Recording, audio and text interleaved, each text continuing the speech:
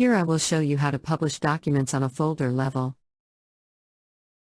Click the On the desired project. Click the document library.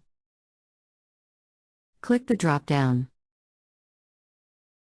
Click Add to Publish Queue. Click the Publish Selected Documents Now checkbox. Click the OK button. Here I will show you how to publish individual content. Click the drop-down. Click Add to Publish Queue.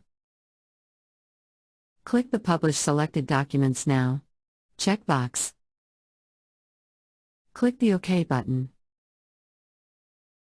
Here I will show you how to publish documents on a template level.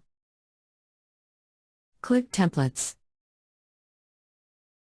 Select desired template. Click the drop-down. Click the Publish menu item.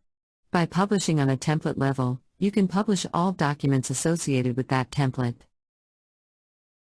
Click the OK button.